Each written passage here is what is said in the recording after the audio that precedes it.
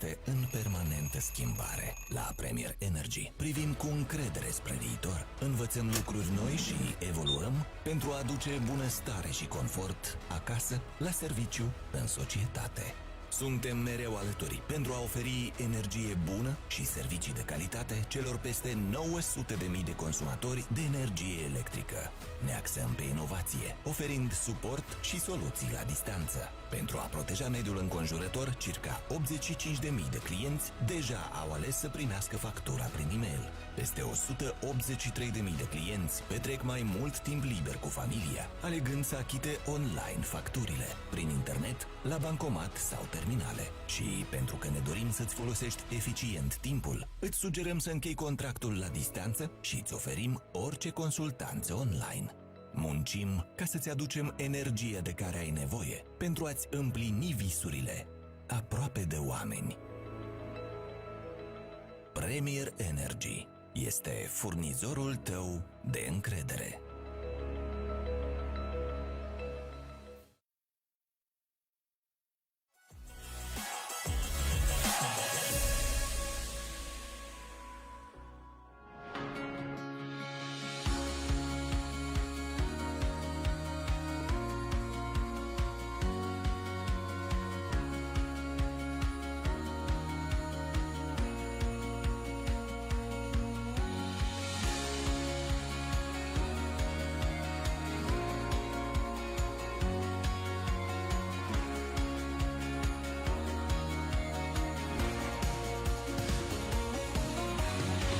We are proud to introduce EcoPact, the industry's broadest range of green concrete for high-performing, sustainable and circular construction.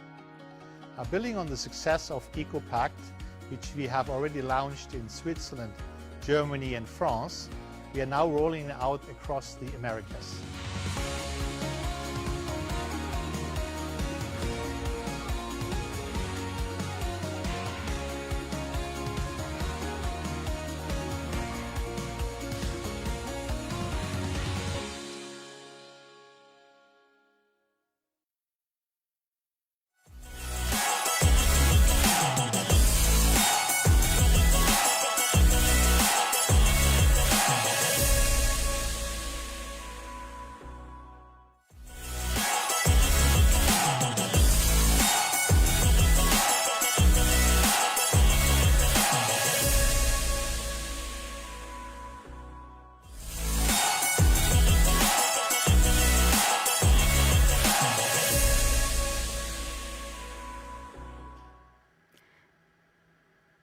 Distinguished audience, ladies and gentlemen, welcome to Moldova Business Week 2020. We are at the second day of our event, committed to keep you interested and enthusiastic. And I'm happy to announce that more than 1,200 people from 70 countries of the world are watching us right now, from Argentina and Brazil, gliding towards Canada, United States, moving to Portugal, Croatia, Georgia, and reaching countries at Japan and Philippines.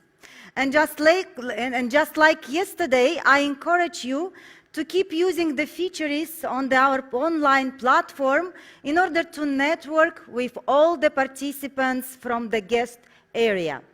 I reminding you that we are streaming online right now, live streaming, and all the sessions are recorded and will be available on the platform by December 1st. Don't miss as well the pitching sessions of today, tailored to provide the panoramic view on 5 economic sectors of Moldova: ICT, BPO, electronics, R&D, and fashion. During these pitching sessions, over 20 Moldovan companies will stand up on this virtual stage to present to you investment ideas and partnership offers. The second day will continue with the same eager work on an idea of development in terms of change, international cooperation, engagement, and growth. In Moldova, the international business community is lucky to be part of professional platforms for the interinstitutional dialogue, such as business associations.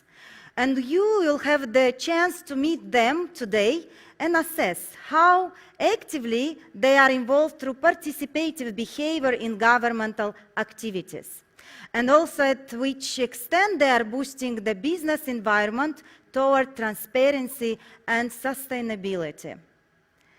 Last year, Moldova achieved to be called by the FDI magazine the hidden gem for investment, and we took it as an honest promise.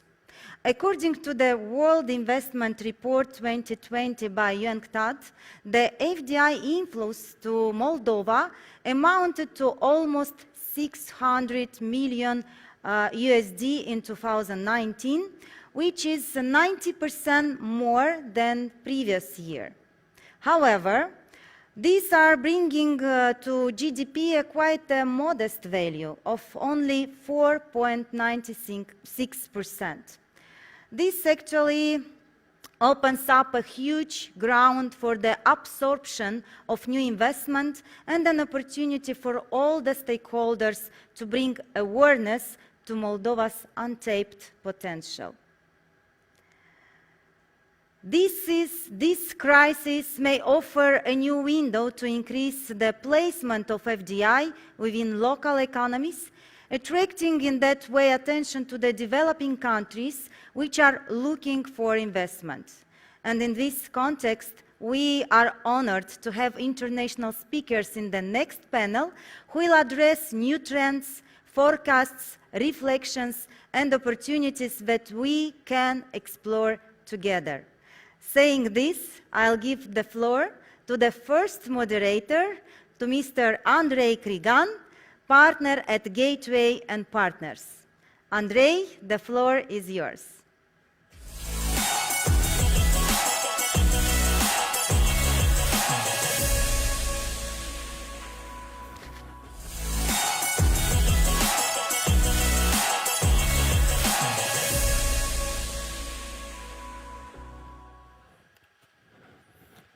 Hello, Rodica, and thank you for this opportunity to be here. Ladies and gentlemen, good morning, good afternoon, or maybe good evening. For some, it might be even good night.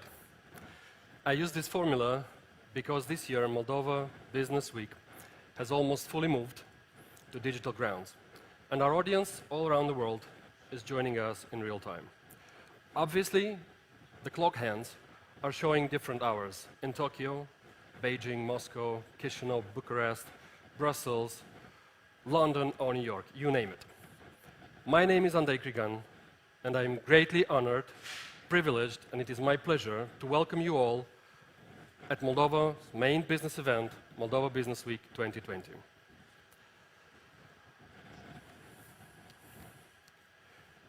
During the last 2 decades, the net inflows of foreign direct investment has showed huge growth worldwide. We are well aware that FDI contributes significantly to the development and modernization of the economies all around the world. Furthermore, FDI can offer new technologies and technical knowledge for the modernization of key, important processing industry branches. From the highlight of the UNCTAD World Investment Report 2020, we find out that global flows of foreign direct investment will be under severe pressure this year as a result of COVID-19 pandemic. These vital resources are expected to fall sharply from 2019 levels of around 1.9 trillion US dollars, dropping well below the through reach during the global financial crisis and undoing the already lackluster growth in international investment over the past decade.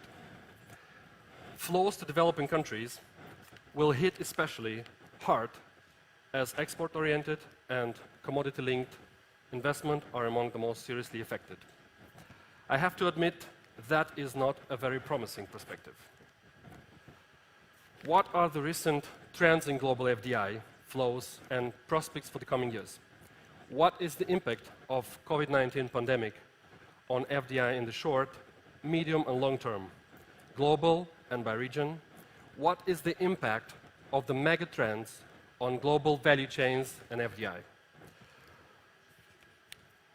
We will find this out from our first keynote speaker, Mr. Massimo Meloni, investment policy expert with the Division on Investment and Enterprise of United Nations Conference on Trade and Development. Mr. Meloni, you are very much welcome, and I'm offering you the floor.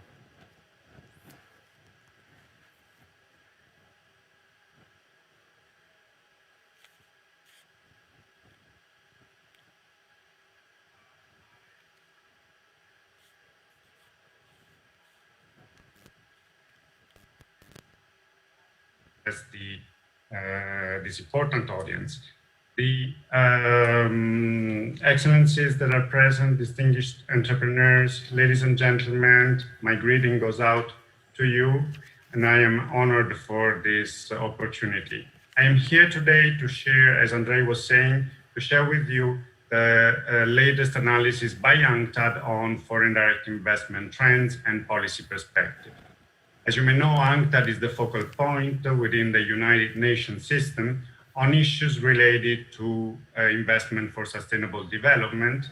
And today I will discuss some of the most recent assessments, not only of the challenges, but also of the opportunities posed by the COVID-19 crisis for FDI, but also for by the broader changes in international production system that we are experiencing and we have been experiencing for the past few years, and that affect multinational enterprises, policymakers in the investment arena, as well, of course, as investment promotion agencies. As Andrei said, we know that the COVID-19 crisis will cause a dramatic fall in foreign direct investment. In June, when our World Investment Report 2020 was released, global flows were expected to decline by up to 40% for the year 2020, from the 2019 value of $1.5 trillion. This would bring FDI below the $1 trillion mark for the first time since 2005.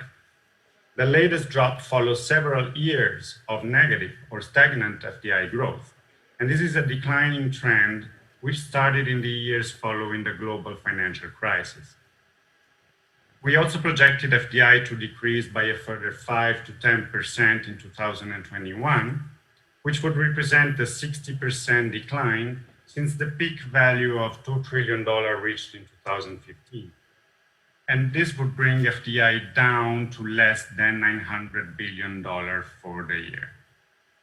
A recovery in FDI flows was expected to start only in 2022, and a rebound with FDI recovering to pre-COVID level is possible only in that year at the upper end of the expectation.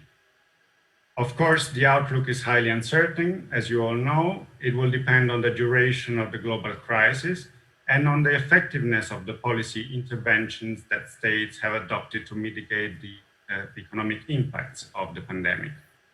Geopolitical as well as financial risks and continuing trade tensions add to this uncertainty. Now, these estimates were largely confirmed in the most recent data that we collected and published last October in our investment trends monitor. However, overall, the actual data for the first 6 months of 2020 showed that the decline was not 40%, but 49% compared to 2019. As lockdowns around the world forced companies to postpone non-essential investment to preserve cash buffers. The decline was more pronounced in developed economies, where flows fell below the $100 billion mark, a value that we had last seen in 1994. FDI flows in Europe were negative for the first time ever, and the flows to Northern America more than halved. Now, the FDI contraction in developing countries was more moderate and averaged 16%. And this can be explained by the fact that FDI to developing countries usually contain more greenfield investment as well as more project finance, and these two components tend to be more stable. But as you can see, the decline in developing countries was spread across all regions. The transition economies are those that actually suffered the most intense FDI downturn. In the first half of 2020, FDI flows to the region fell by 81% to an estimated $5 billion. In the Russian Federation, the largest economy in the region, flows plummeted from a positive $16 billion in 2019 to a negative $1.2 billion in 2020.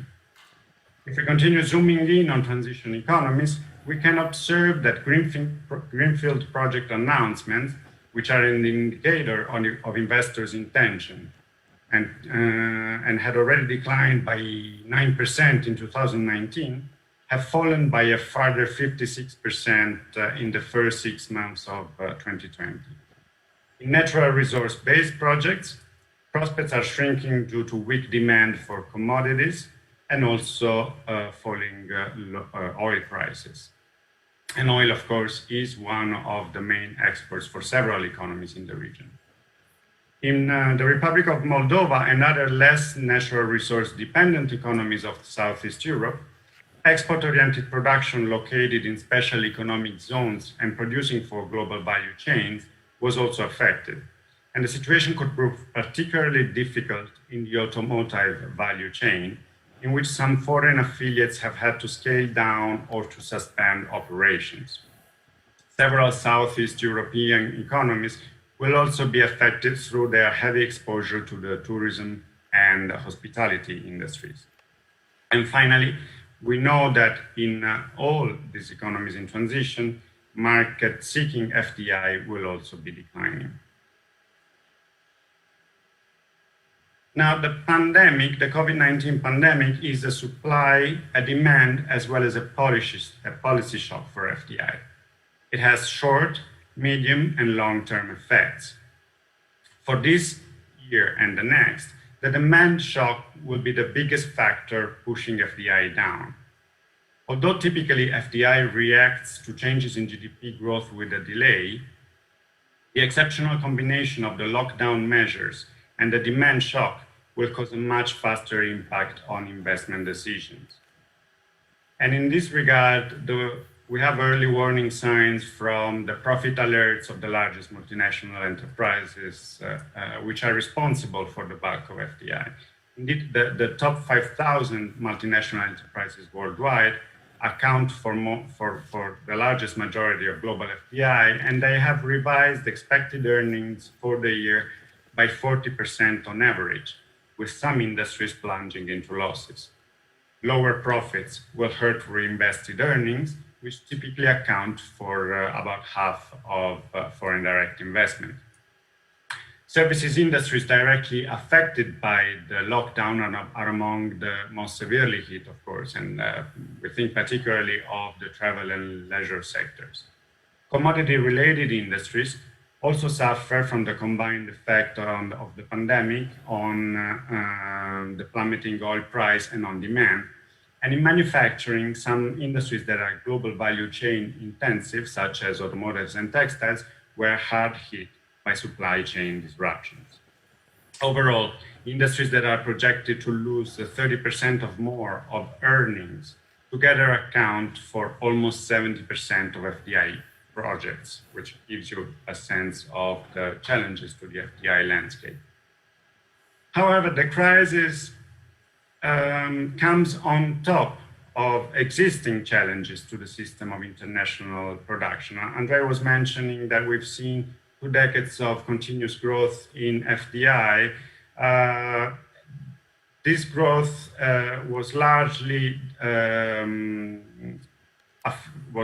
experienced in the decades preceding the global economic crisis of 2009 and was driven by largely 3 factors: policies, with a wave of liberalization and export-led growth policies, economics, labor cost arbitrage opportunities and declining costs of trade, and technology, with advances that allowed for the fine slicing of production processes.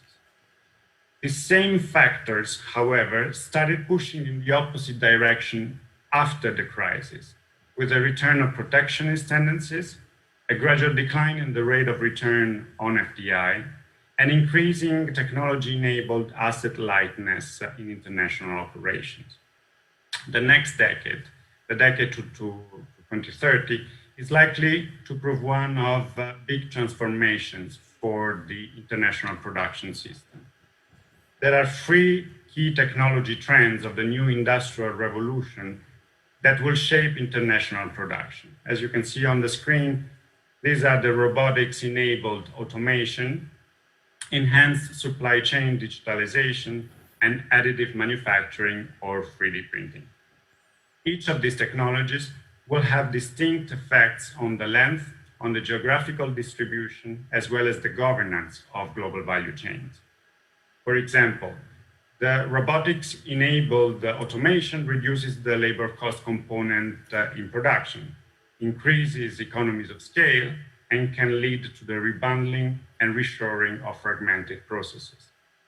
The application of digital technologies results in a reduction of governance and transaction costs in production networks, more effective coordination of complex supply chains, and improved access to them for small and medium enterprises through the platform economy. And finally, additive manufacturing leads to a higher geographic distribution of outsourced activities in the final stages of global value chains, location closer to markets and customers, and concentration of value added in the design phase of the value chains. Now, the pace and the extent of adoption of these technologies will depend to a significant extent on the policy environment for trade and investment, which, as I mentioned, is trending towards more interventionism, rising protectionism, and a shift away from multilateral to regional and bilateral frameworks. New industrial policies tend to push for the clustering of know-how and technology and for the rebundling of trade costs and increase the risk of technological fragmentation. And regionalism will shift trade preferences from global to regional value chains. On top of this, sustainability concerns will also be an important driver in the transformation of international production. We think of differences in the approach between countries and regions on emission targets, on environmental, social, and governance standards, and this will add to trade and investment policy pressures. For instance, through the need for carbon border adjustments. Markets and consumers are finally pushing for changes in products and processes, and supply chain resilience measures will become even more important as a result of the pandemic. Now, the effect of these trends of the technology, policy, and sustainability directions on international production are multifaceted. They are at times mutually reinforcing, they occasionally push in opposite directions, and they will play out differently depending on the geography and on the industry concerned. Depending on the starting point of individual industries, for instance, they will tend to favor one of the four trajectories indicated on the screen.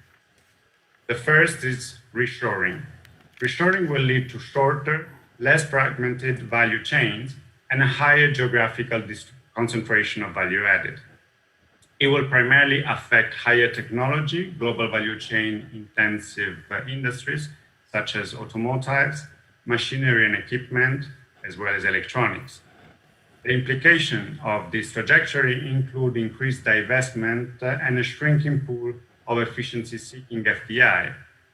For some economies, it will imply the need to reindustrialize, while for others to cope with premature deindustrialization.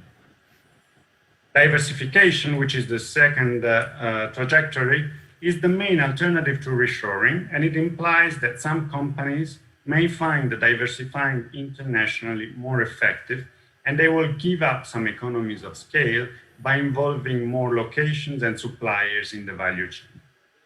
Diversification will lead to a wider distribution of economic activities and will primarily affect services such as financial and business services. It will, of course, present opportunities also for global value chain intensive manufacturing industries such as textiles and apparel. The trajectory, of course, will create opportunities for new entrants, both regions and firms, to participate in global value chains. But since it relies more heavily on supply chain digitalization, it will cause those value chains to be more loosely governed, platform-based, and asset-light. Regionalization, it will imply a shift from global efficiency-seeking investment to regional market-seeking investment, and from investment in vertical global value chain segments to broader industrial bases and clusters. This trajectory will also affect regional processing industries such as food and beverages, some global value chain intensive industries, and even the primary sector, including energy as well as agriculture. Finally, replication implies a shift from investment in large-scale industrial activity to distributed manufacturing, which relies on lean, physical, and quality digital infrastructure. It will lead to shorter value chains, a rebundling of production stages, more geographically distributed activities, but more concentrated value added. This will be especially relevant for hub and spoke and regional processing industries such as pharmaceuticals or medical equipment. Now, the four trajectories all have implications, of course, for policymakers. The push for reshoring will cause a shock to those economies that depend on export-led growth and global value chain participation. Diversification and digitalization will imply a challenge to value capture in global value chains, but it will also create new opportunities to participate in them, though it will increasingly require, as I said, high-quality hard and soft digital infrastructure. Regionalization will make cooperation with neighbors on industrial development, trade and investment of critical importance. And replication will change the model of investment promotion focused solely on large-scale industrial activity. Now, what can policymakers do to confront these challenges and capture the opportunities? We call for a change in the investment development paradigm. From a focus on export-oriented efficiency-seeking investment in narrowly specialized value chain segments to an export plus focus, plus investment in the production for regional markets, plus investment in a broader industrial base. From cost-based competition for single location investors to competition for diversified investments based on flexibility and resilience, and from prioritizing large-scale industrial investors with big infrastructure to making room for smaller-scale manufacturing facilities and services with lean infrastructure. A new investment framework fit for the decade of transformation should therefore incorporate four elements. The first is to embark on a new investment development path, which implies shifting strategic policy direction from one driven by global value chains and segment-targeted export orientation towards one based on regional value chain export expansion with domestic industrial clustering to build linkages and resilience. In following this new path, countries should balance open industrial development policies with built-in national economic security and resilience mechanisms. Second, building a new enterprise ecosystem by promoting a business environment attractive to new investment activities and conducive to technology dissemination and sustainable development. An important component of the new ecosystem should be the modernization of infrastructure for digital, physical, and institutional connectivity at the regional and sub-regional levels. Third, building dynamic productive capacity for expanding the manufacturing base. This means strengthening industrial clustering and retooling special economic zones and science parks, which are viable approaches that match with the regionalization and diversification strategies of the multinational enterprises, and can also help countries to foster a more resilient and inclusive economy by crowding in the domestic private sector, the micro, small, and medium-sized enterprises, and facilitating the backward linkages with the larger companies. And finally, formulating a new investment promotion strategy, i.e. adapting investment promotion and facilitation to the new investment development path. This includes resetting priorities for investment promotion, targeting diverse investment activities and business functions, and facilitating green and digital investors, as well as impact investors, to promote investment in the sustainable development goals. In this area, UNCTAD has developed a set of policy tools to assist governments and investment promotion agencies close the large resource gap to achieve the sustainable development goals through a big push for private sector investment. As Stefan, the next speaker from UNIDO, will develop more on investment and the sustainable development goals, I will stop here, but I of course remain available to answer any questions you may have, both during this session and later. And for this purpose, you have my contact information on the screen. And with this, I thank you. I hope I have stayed within the assigned time, and the floor is back to you, Andrei. Thank you very much. Dear Massimo, thank you so much for these insights and for your presentation. You did just great in timing. I would like to ask you still 2 questions, if we can do, very shortly. In the current context, how can Moldova prepare and secure the flow of necessary FDI into its economy, since these resources are so valuable? Yes, this is a very, of course, important question. And the economy of Moldova has a broad range of assets to build upon, as we have heard throughout these 2 days. It already has a very favorable geographic position between the East and the West. It has a very high quality investment climate, which has also proved particularly stable and resilient despite the recent challenges. And there is a very strong commitment to reform on the part of the government. Despite these assets, of course, as we've seen, the world will face a number of challenges before FDI flows start resuming. So what I would say is how to best cope with the current crisis and prepare for the time when FDI flows will resume.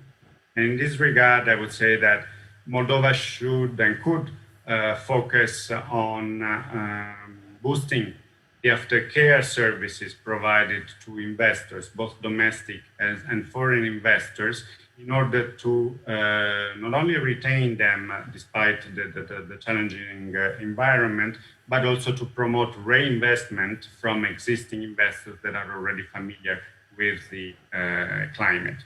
And in this regard, a quick response window could be considered to interface with investors. Second, Moldova has already quite an extensive regime of free zones.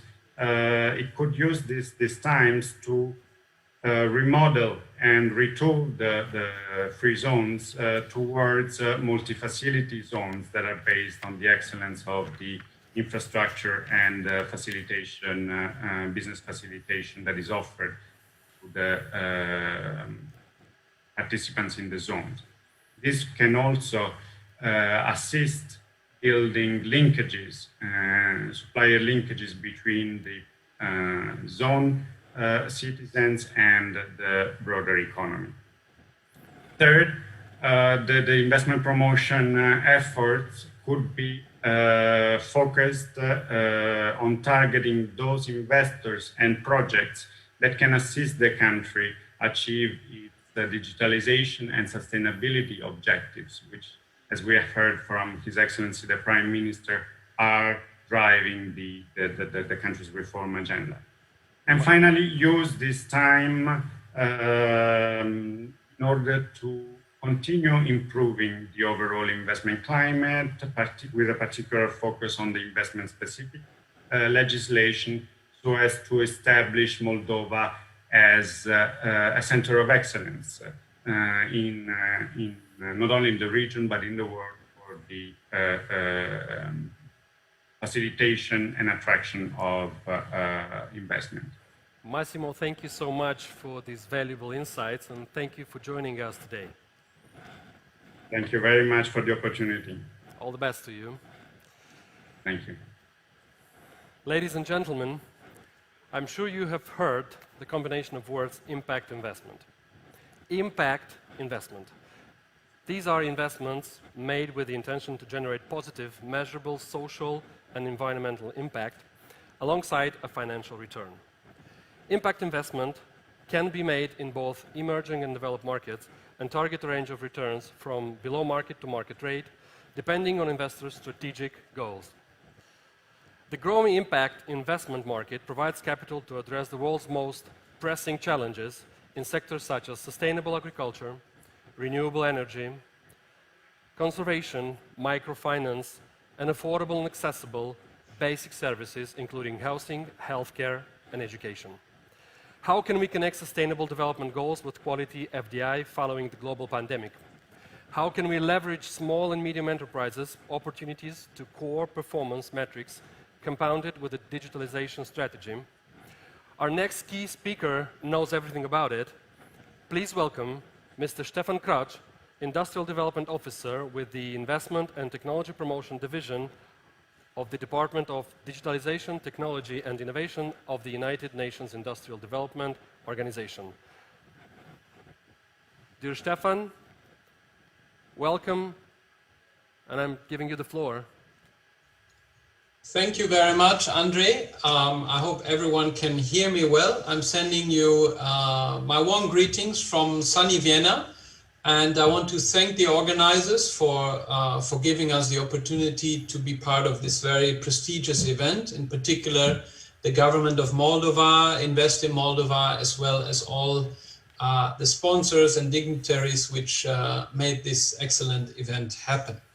So I will focus my presentation, as you already said, Andre, on impact investing, and we feel this is an important point to make with all the stories about supply chain disruptions, drop in FDI, etc., to actually present an opportunity, maybe a silver lining on the horizon of international investment promotion, which could be the impact investing segment. Of course, that said, it's not a panacea to sort all the challenges in relation to the current world's biggest crisis, but it could mitigate some of the most severe effects.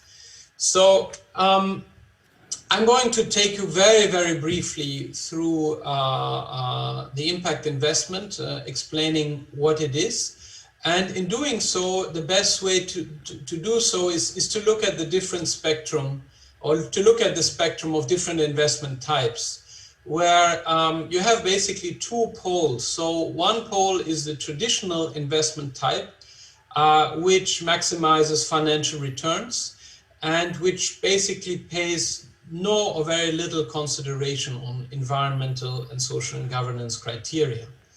So it's all about maximizing financial return. Then on the other end, there is philanthropy. So these are charity organizations, organizations that collect donations, and their main raison d'etre is to do good and achieve social and environmental goals. So what is interesting is what is happening in between these two poles. And you can see that there is an increase of foreign direct investment, which is coined responsible investment or socially responsible and green investments. And it's within this framework that an interesting market evolved over the last 10 years, which is the impact investing market. So if I can give the internationally recognized definition of these impact investments, and namely this means they are investments that are investments made into companies, organizations and funds with the intention to generate social and environmental impact alongside a financial return. So often these investments are also referred to as investments that tend to maximize the triple bottom line as opposed to just the financial bottom line. So of course the financial bottom line remains important. So these investors are still looking for reasonable IRR values. They look for good net present values and generally good financial performance of the project. That's a prerequisite. But then equally important are those social and environmental considerations. So, for example, on the social consideration, you would look at projects that make a tangible contribution to for gender empowerment and women empowerment in businesses, that involve the youth in the project, that do significant amounts of trainings to all layers in the company, so that everyone feels is having a social benefit from the project that is ongoing. And then, needless to say, also the environmental impact is becoming more and more important, and this is often mentioned as being also an opportunity in the sense of a building back better narrative, that some of the mistakes that have been made in being too resource intensive on the environment can now also maybe be corrected in rebuilding back better and rebuilding back greener, so to say. And here again, impact investment can play a very important role to look at greenhouse gas emission reduction, or sequestering these greenhouse gases to reuse them for other purposes, and so on. Just very briefly on the characteristics of this new market. So it's important that the main source for this is provided by the Global Impact Investment Network. So this is an NGO which is based in the US, in New York. And they have about 100 very prominent members as impact investors, including banks like UBS, like Deutsche Bank, as well as others. The Rockefeller Foundation was one of those that actually were the founding fathers of this movement. And we're talking about currently a market which is about 4.4 billion USD. And this is based on a survey made to close to 300 impact investors.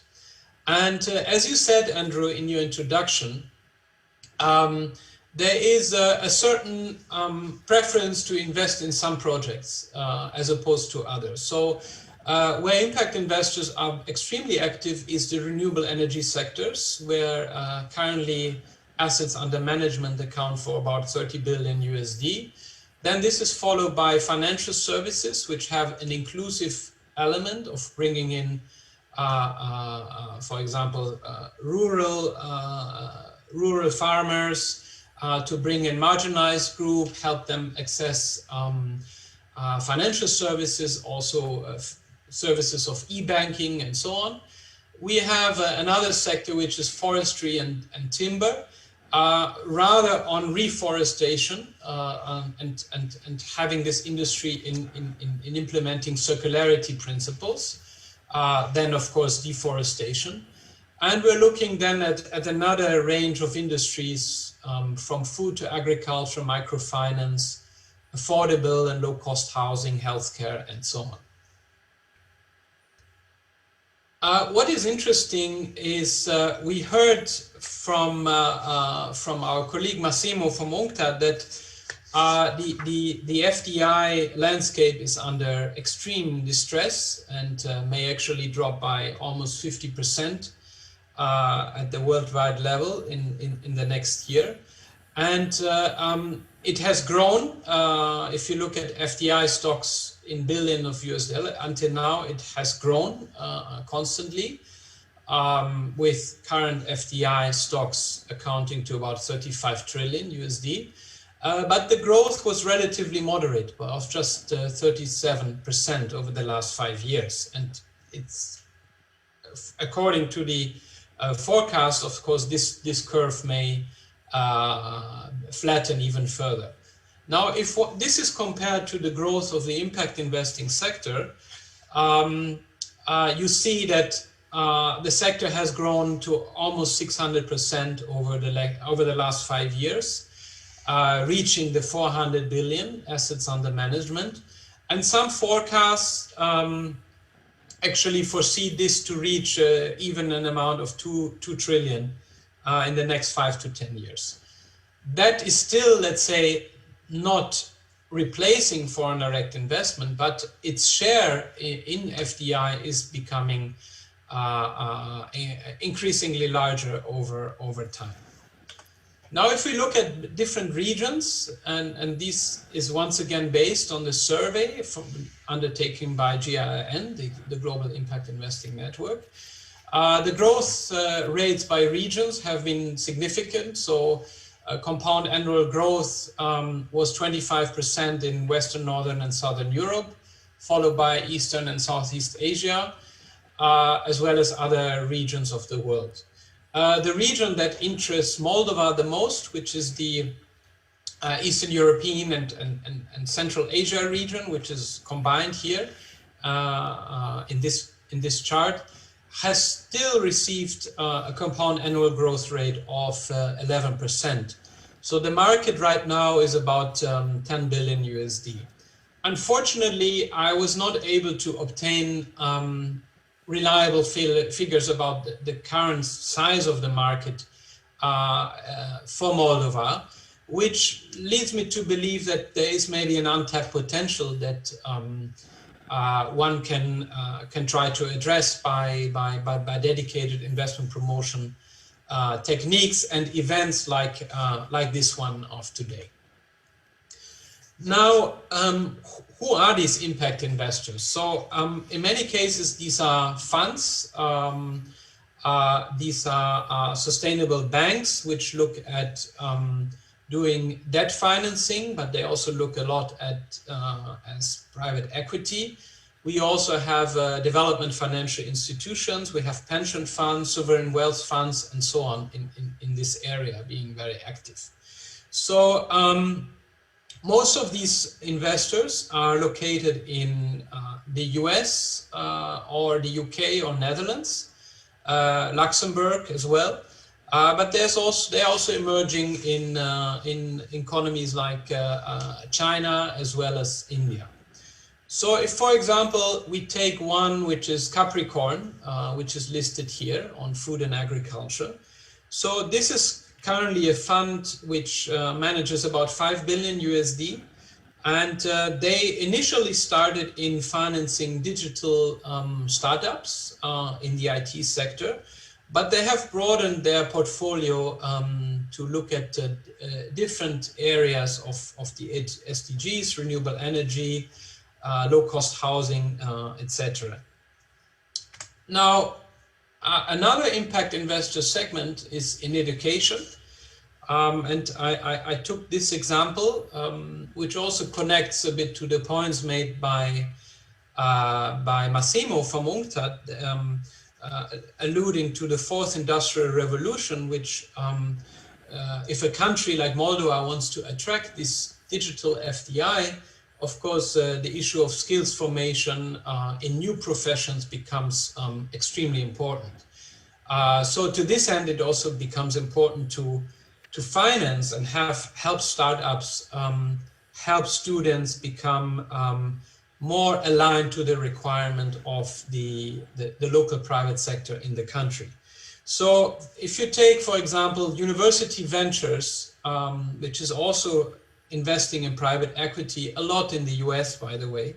So they provide seed capital to startup enterprises. They provide capital for so-called initiatives of last mile training, which means students who leave the university and who have problems to find a job, they can be given a condensed training with a very practical approach to what the private sector is requiring at the moment. And that can help to increase, of course, employability of young students who want to take advantage of dynamics in the economy. And lastly, we have a large number of investors in green projects. And these are, for example, the Triodos Investment Bank, which is a Dutch-based bank that has about 3.3 billion available capital with investments in 50 plus countries.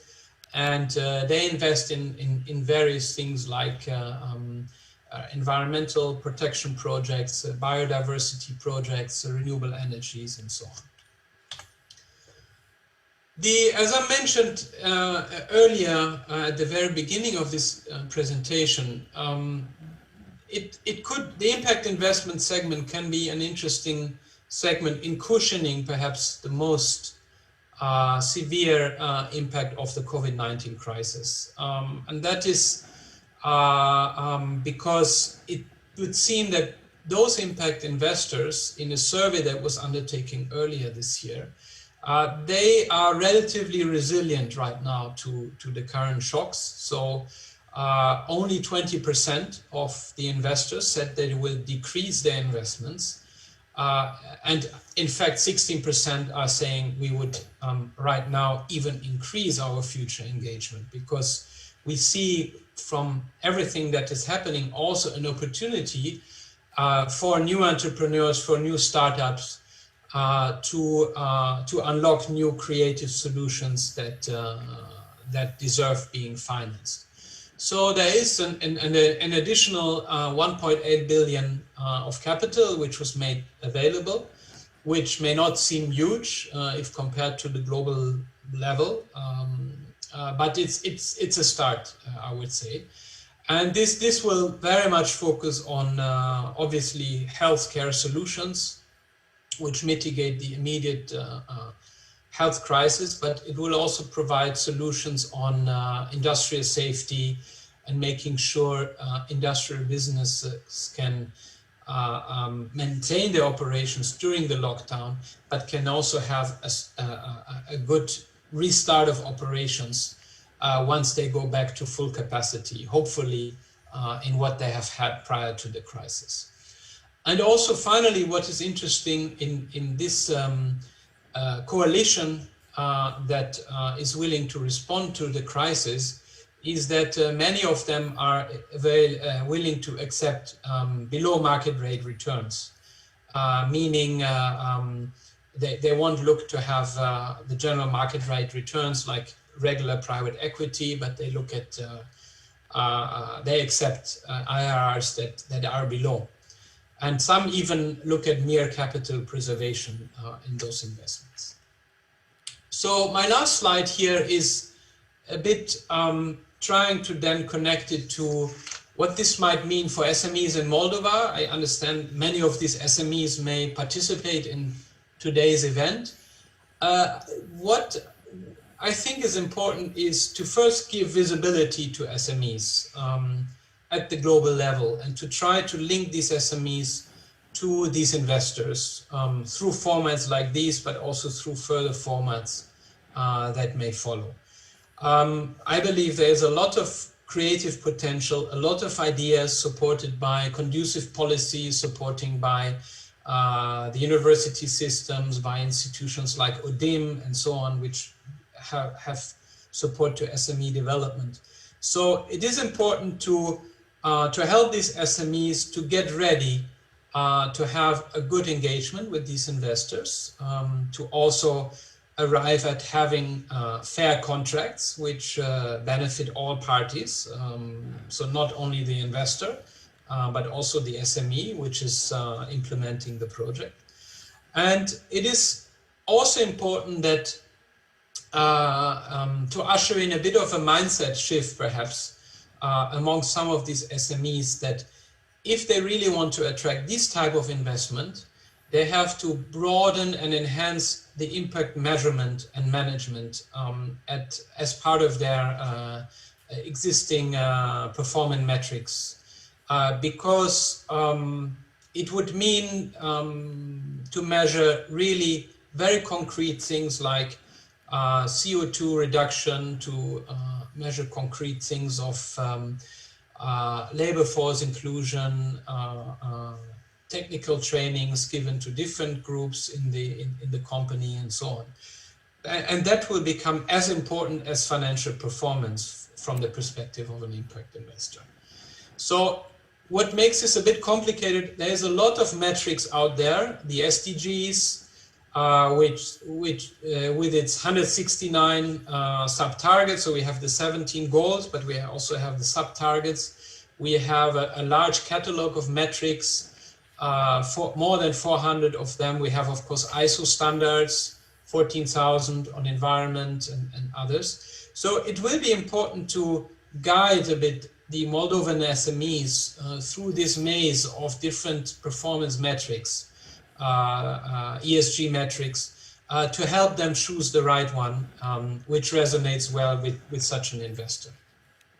Finally, I'm happy to refer you to some of our own work as UNIDO. We have an online training academy where we invite you to learn more about impact investment. It's on purpose, it's made quite practical for SMEs to understand what this is all about and how they can benefit.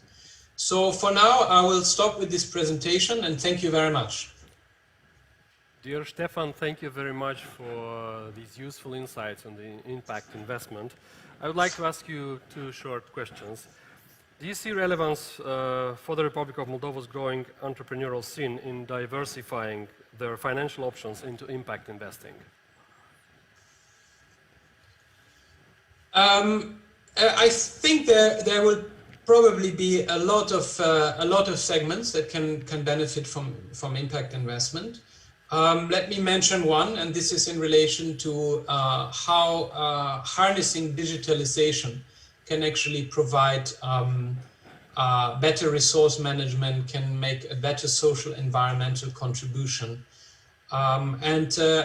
When preparing for this session, I got quite excited to learn, for example, about the Tech Will project, which is a project spearheaded by the Technical University of Moldova, which is a 4,000 square meter hub for entrepreneurs to do co-working, to have tech labs on 3D printing, on Internet of Things, and so on.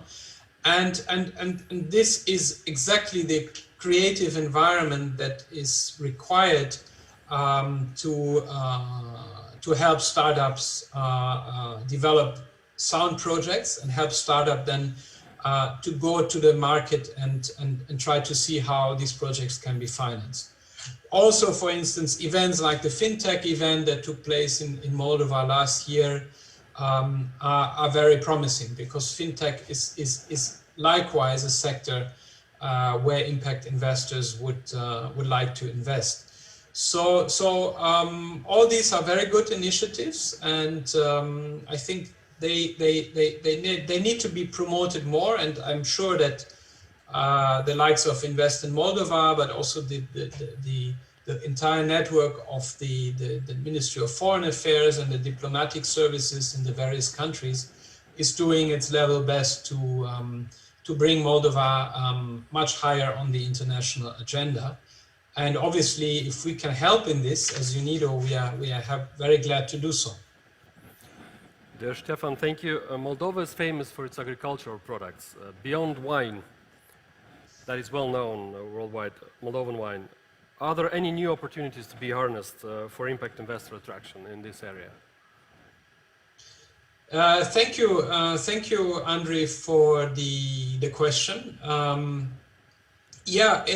Moldova, what I learned was once considered the orchard of the Soviet Union for being a country with extremely fertile black soil, a lot of production on fruits and vegetables and other crops and so on. But of course, if this soil and cultivating these crops, there is an extensive use of pesticides and monoculture production. Of course, that may also eventually lead in the declining yields and so on. So I would think, for example, that organic agriculture can be a very interesting niche for impact investors. I learned that about only 4% of Moldova's arable land now are utilized for organic agriculture, which is not too much. But on the other hand, many agri-processors and agricultural companies are moving into this segment quite fast. So while in 2015 there were just 40 companies present in this sector, now there are about close to 150 companies in organic agriculture. So, and apart from the environmental dimension, there's of course a market opportunity, because you see consumer patterns changing in some of Moldova's main export markets in the European Union and other countries, where consumers are more and more conscious about the way food is produced, and also the way this food chain, or the value chain of the food value chain, can be traced, even to the extent that some consumers want to know from which farm the wine came, or from which farm the fruits and vegetables came. So, if presented well to a potential investor, also, looking at meeting private labels like the Forest Stewardship Council, like the Fair Trade label, and so on, that would help a lot in making a convincing argument to an impact investor, which would want to see that less water is being used, or water is used more responsibly, or less pesticides are used. Maybe there are strips of wood and land which are kept uncultivated to make sure biodiversity can happen, and habitat of animals and insects is not destroyed, and these kind of things. So big opportunity, and of course SMEs in these sectors will need some support in harnessing these opportunities. Dear Stefan, thank you for sharing with us your thoughts. Thank you for joining us today. All the best to you. Thank you so much. Thank you. I remember myself 14 years back from now, starting my first job in advisory business. On one of the days, in our company office, several experts met to discuss how can regulations in various business sectors be liberalized and improved to boost these sectors' growth. These sectors were IT, wine, and textile specifically at that time. Those experts were working for the first seed project that was financed by United States Agency for International Development. Several years after, oh joy, I joined those experts, working specifically on several researches that backed up the creation of, for example, Wine of Moldova sector brand. And just recently, I had the great honor and privilege to be one of the experts working on the strategic program for Moldova's Tourist Development 2025. All that would not have been possible without the support of US aid, and we are very grateful to the American people for that. That being said, with great pleasure, I would like to welcome our next keynote speaker, Mr. Scott Hochlander, the USAID Moldova Mission Director, who will share with you and us USAID's strategic vision about Moldova as a hidden gem for investment. Mr. Hochlander, good day. The floor is yours. Fantastic. Thanks so much, Andre. Thank you to Mrs. Rodica Rabenyuk, and the warm welcome. And I would also like to say welcome to the many participants, hopefully investors around the world. What a great venue. It's great to be here. USAID is pleased to partner with Moldovan Investment Agency in support of Moldova Business Week. I know that you've already heard from Ambassador Hogan, from many dynamic speakers across business, across other sectors. You have an amazing lineup, and from the development partners and businesses USAID supports. I love the theme, Moldova as a hidden gem for investment. This theme echoes USAID's strategic vision.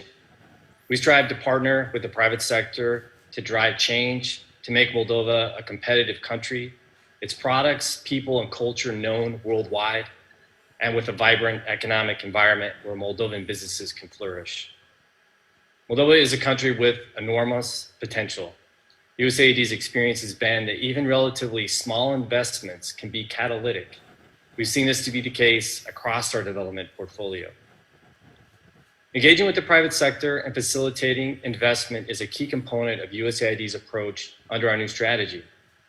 USAID's vision is to elevate our work with the private sector as a needed advocate and problem-solving partner. Growing businesses, associations, and public-private partnerships are an essential part of Moldova's journey to self-reliance. I'd like to highlight some successes. Today in Moldova, we are seeing the benefits from democratic, economic, and social progress made over the last 15 years of pursuing a path towards European integration that takes advantage of the country's geographic and cultural connections. Since 2005, Moldova's IT exports have risen 48-fold to 198 million, creating well-paid jobs for nearly 30,000 people, mostly youth, with an average monthly salaries almost 4 times the country average. I'd really like to thank Stefan, our previous speaker, for the shout out for TechWell and for the FinTech event. These were supported by USAID and the government of Sweden. The value of Moldovan agriculture exports to the EU over the last 10 years have increased by 171%, thanks in large part to increased quality of products. I know you mentioned plums, because those are certainly one of them. Moldova's light industry exports have achieved nearly 35% growth since 2006. This week is about opportunity and investment. So what are we thinking now and what are we doing? Not surprisingly, our thinking is influenced by recent events. There have been so many Moldovan businesses hit hard by the pandemic. USAID has redirected assistance to meet many of the challenges of COVID-19. First off, our commitment to agribusinesses and to our transformative sectors remains the same. But we realize Moldova will need to work harder than ever to demonstrate value in the market and attract investment. In conjunction with the Ministry of Economy, USAID is supporting an e-commerce initiative. We think a digital economy is the future in Moldova. It presents a transformative opportunity for Moldova's traditional brick and mortar sectors. We see it as the best way to digitally match incredible Moldovan businesses and products with markets in Europe and around the world. We also see it as a driver of rural economic activity by crowding in small and micro businesses into the economy. Finally, we believe there is the public and private sector buy-in necessary to reform policies that will unlock e-commerce's potential. USAID Moldova, through a business investor matchmaking activity called Invest, is working to protect and promote legacy investments in key economic sectors like the ones already mentioned, agribusinesses, tourism, ICT, and light industry. To date, Invest has identified more than 200 million in potential investments with Moldovan companies, and nearly 60 potential investors have been profiled, including private equity and venture capital firms, development finance institutions, non-bank financial institutions, and impact investors.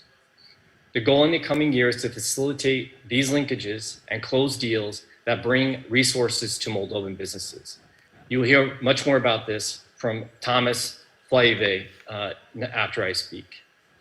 Finally, I just want to mention that USAID Moldova is also working with the U.S. International Development Finance Corporation to identify lending solutions in support of enterprises impacted by the COVID-19.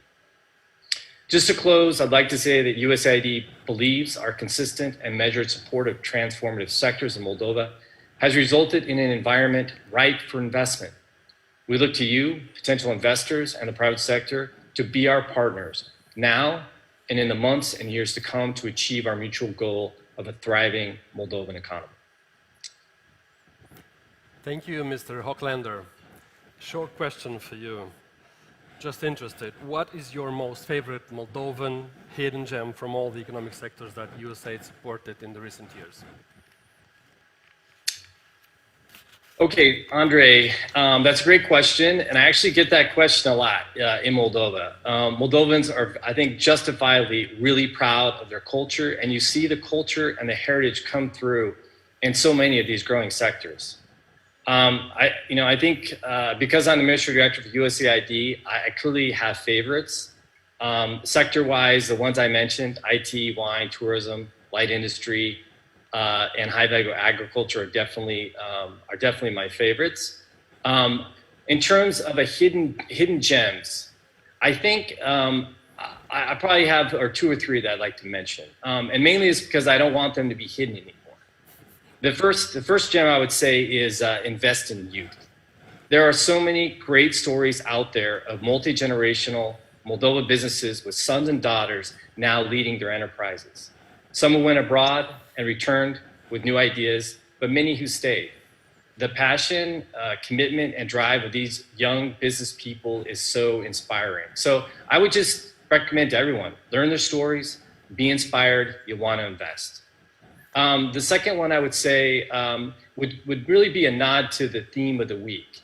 And then I would say, look at businesses that are uniquely Moldovan. Wine, tourism, amazing Moldovan fruits, those are obvious ones. But I would say that IT is quickly becoming part of Moldova's heritage. Look at the robotics team from a year ago, gold medal on the world stage. Simply amazing. And I guess I'd just say one more, my third gem would have to be the creative industries, because I haven't really mentioned them up to date. But I think Dwayne and Esther, our chief of party from the Moldovan Competitiveness Project, talked about the incredible dynamic sector in the previous session. Yes, indeed. Mr. Hochlander, thank you so much for sharing with us the USAID vision. Thank you for joining us today. Thank you. So we go to our next two speakers, and from the USAID team, who will tell us about the new project, USAID Invest, and how it plans to mobilize investment for Moldova's gems. A view from the field, I would say. I would like to give this opportunity to present Mrs. Sashi Yayatilikim, Development Finance Team Lead from the USAID Private Sector Engagement Team, that has a video message for us. And then we will connect with Thomas Fleive, partner at Cross Boundary Group, to present more details.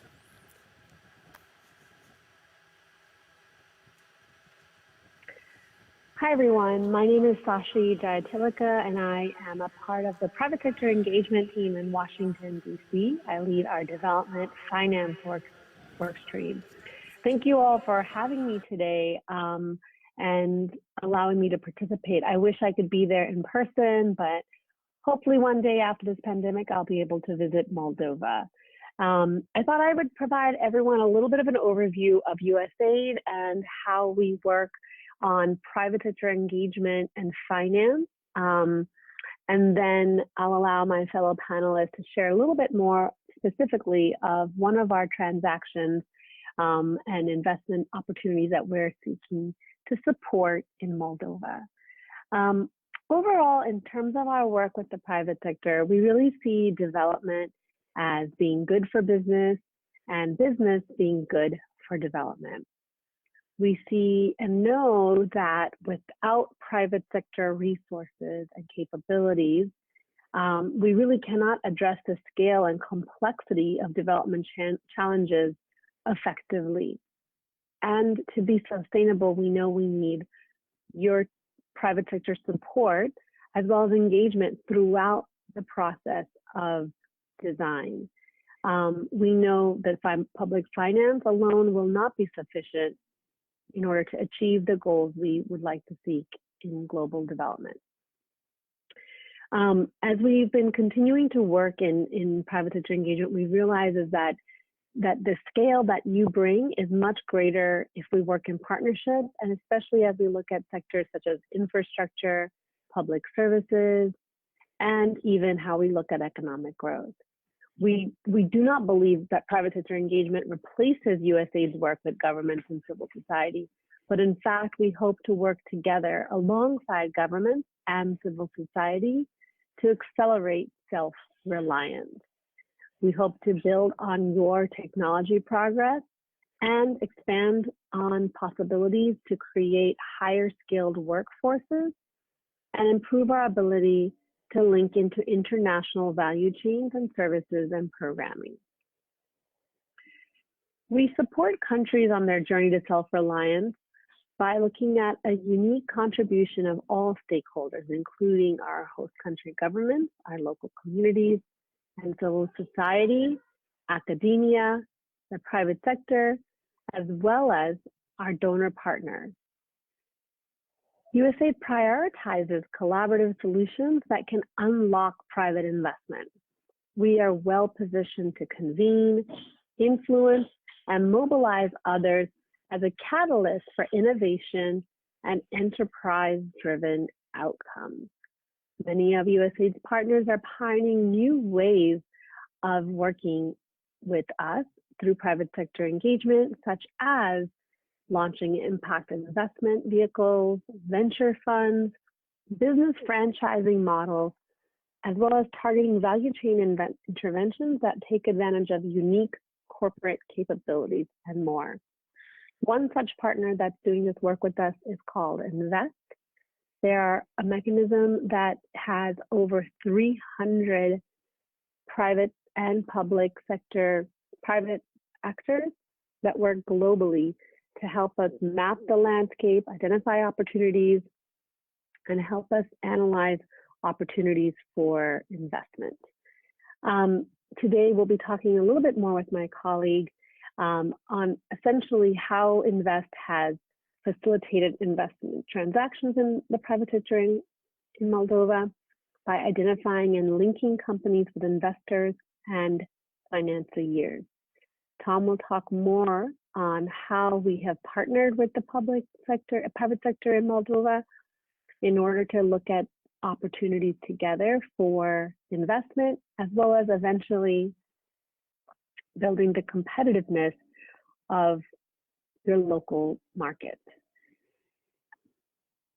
We have facilitated more than $200 million in potential investments identified, or we've identified $200 million in investments and nearly 60 potential investors through private equity and venture capital firms. And well, we're looking to partner with the DFC, as our mission director mentioned, on how to better leverage the US government's capabilities in order to support your market needs.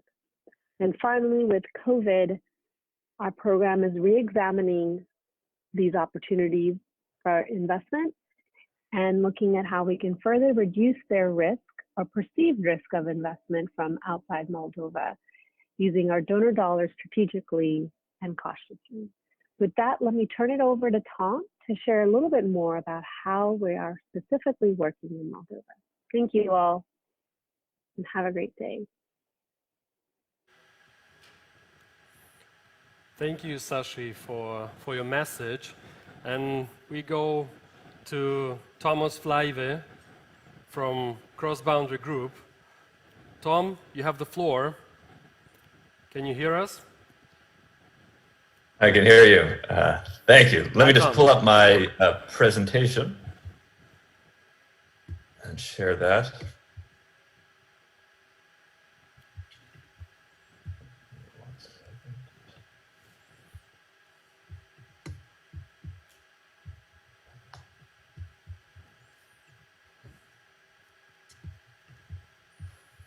Okay. Well, thank you, everyone. My name is Tom Flaive, and I'm a partner at Cross Boundary, and I'll be speaking to the Invest Moldova Investment Platform. that we've just launched. This platform is, as Sashi mentioned, a USAID funded platform that seeks to unlock $20 million in private capital in the Moldovan market in the coming 2 years. And the method of accomplishing that will be at the firm and investor level. So that's to say, working with specific companies and specific investors to see transactions come to fruition. There are a number of organizations already involved in this platform. As I mentioned, USAID Invest is a program which Sashi referenced and is implemented by a firm called DAI. And then for the specific program, my firm, Cross-Boundary, and Civitas, which it may be known to a number of you attending today, which is an active advisor throughout the region, are partnered to help facilitate these transactions. Cross-Boundary has developed the model being deployed for the Moldova investment platform for the past 5 or 6 years, and it's been implemented in many emerging and frontier economies across the globe. Between ourselves and Civitas, we've worked on over $1 billion worth of transactions. And I would say, using the model that we're deploying here, we've closed over $500 million of transactions. And those transactions are typically in the size of $1 to $10 million. So it's a large number of deals that have been closed in the past 5 years. Over the past few months, and even into last year, we executed a number of assessments on the Moldovan investment landscape as we prepared to set up this platform and begin concretely working with companies to help them raise capital. Before we jump into the model and start looking forward, we did just want to share some of the themes that we saw in the market as we did this research. And most of this research comes from some desktop research, but the vast majority was by interacting with over 100 Moldovan firms, interacting with a wide number of investors, both in the market, but also in the region and globally. And finally, interacting with a number of service providers. The first piece of context that I would add is that local investors are not supplying enough capital to meet market demand. I don't think this will come as a surprise to anyone in the room.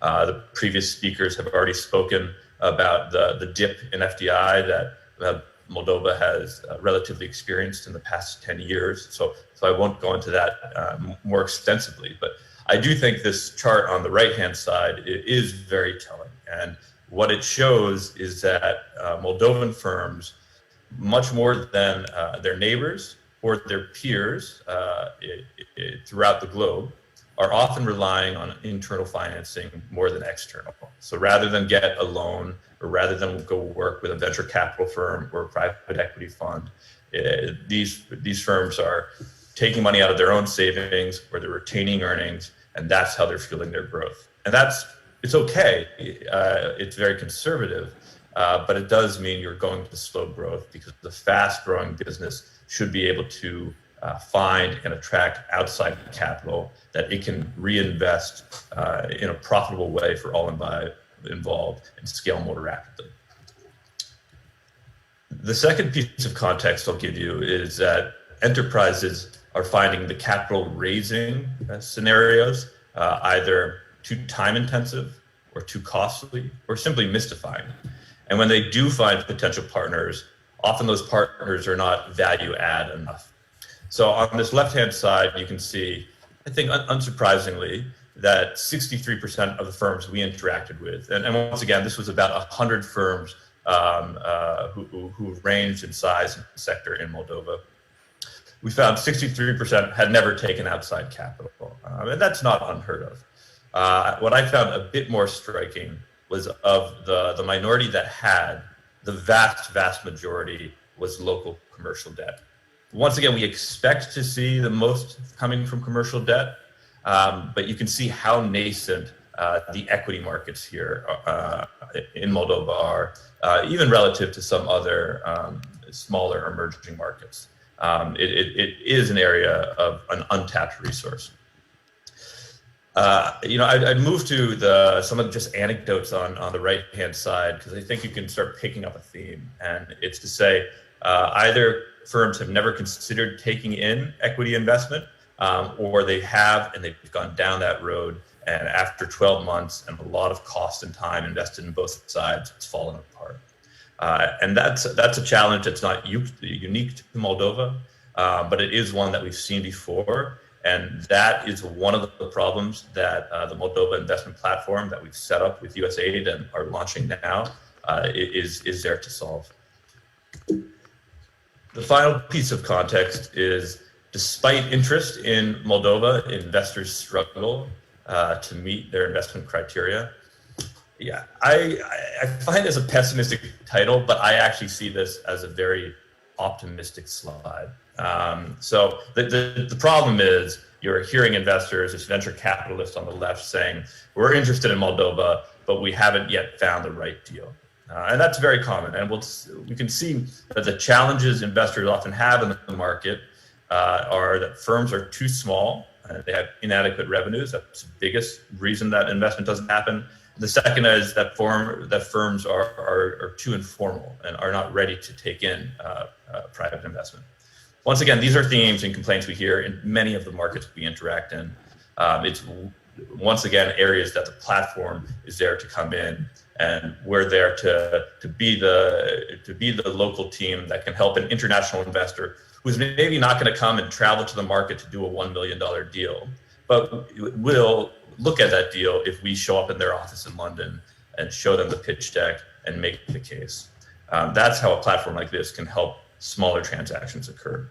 On the informal nature, the platform can also work with companies to get them investor ready. And there is a difference between being business ready, just being a good, viable business, and being an investor ready. And in that latter case, you need to have cleaned up your financials. You need to have a very clear and thought out growth plan and a use of capital. And that's something that we always will do working with companies before they go out and seek. The reason I say this is an optimistic slide is that 91% of the investors that we targeted for Moldova, and this was typically investors who we thought may be interested in Moldova, whether they operated in the region, they were European, US, but had the purview to Moldova. 91% expressed interest in investing in Moldova, given the right opportunity. So that's really the key. It's finding the right opportunity for these investors and bringing it to them. That 91% says they will look at those deals if we can find them. Just the last piece of context I would offer is that we did refresh this assessment post-COVID and really just finished that a week or two ago. And I don't want to, in a way, sugarcoat it. I think we all know the real challenges that COVID has caused, and many of the enterprises that we had talked to last year that we checked back with had experienced real challenges, had to do a number of layoffs, had been afflicted by this. On the positive side is the vast majority of those companies are still in operation, and they are optimistic about the year to come, and they are actively seeking to raise capital to similar numbers to what we were seeing prior. And the other side of this that's not quoted on this slide, but is just as true, is the investors we're talking to are still keen to deploy. Some of them are because they're impact investors, and COVID is an opportunity for impact. The second side of it will be just that investors still need to deploy capital, and COVID is an opportunity for them to find good opportunities. So let me move to the platform that we'll be deploying. And this is what we call our approach to bridging the gap. One other term that you're hearing today is blended finance. This is a graphic of blended finance. The concept here is, with USAID, we've set up the donor-supported investment facilitation. That will be a team who's there to work with investors on one side and companies on the other side to structure mutually beneficial transactions. And where they can become blended, that can mean pulling on these various boxes on the bottom left: downside protection, credit guarantees, typically concessional tools that lower the risk for an investor and make them willing to do a deal they potentially would not have done. I won't get into all the detail here, but the services that this platform will offer will range widely based on whether you're working with a company to raise capital, or you're working with an investor to execute and close a transaction, or you're working with both sides at once. You can also come in the early days of the investment and just help with opportunity validation and market intelligence, or you can come in much closer to the end and really be at that final table as you help underscore neutral valuations and help both sides of the parties or both parties structure the transaction in a mutually fair way. So I won't get into the weeds of this slide, but as you can see, it's a wide range of services that typically have to do with what an investment bank or a management consultancy would offer. It's financial modeling, it's valuation, it's deal structure and due diligence, and market intelligence. As I wind down, just two slides. One is a case study for a very different transaction. This was a transaction that we advised that was a $1 million VC deal into a tech company in Iraq that closed in July of 2020, so just several months ago. Iraq and Moldova are wildly different economies. The reason I use it is for a piece of optimism in that this transaction was being supported well before COVID in Iraq, which is always a challenging market to close a transaction. COVID came, the deal slowed down, it sputtered, but the company pivoted. It improved its business model to deal with COVID. The same investors who were potentially interested maintained their commitment. We were able to attract one other venture capitalist to enter the deal. And that transaction ended up closing on schedule just several months ago. And it's a highly impactful deal. So this company specifically is a tech-enabled delivery startup, which is not a terrible business model to have in the time of COVID. And you can see their implied employment is expected to jump 3x thanks to this investment. So it's a smaller deal, it's an innovative deal, and we like to mention it because it's just so recent and it's showing that deals in some of the most challenging markets are still getting done. So this is my last slide. It's a bit of a call to reach out to us. We have just launched this platform with Invest and with USAID. We are seeking companies who are looking to raise capital in the coming year and a half. The priority sectors are listed on the right. These are guidance. If a company is raising capital in Moldova and thinks our support will be helpful to them, reach out and we can figure out if the sector is a fit or not. But this is in no way a rule. So lastly, I'll leave our contact information here and I'll stop. Thank you, everyone. Tom, thank you so much for sharing the details of Invest project. Unfortunately, we don't have much time available, so we'll have to finalize here. I just hope so much that the first transaction will not last long. And I have a feeling that it's going to come from ICT or agribusiness. Thank you so much, Tom, for sharing today and joining us. Thanks very much. Thank you. Ladies and gentlemen, that was our panel on FDI. Please stay tuned for the next sessions.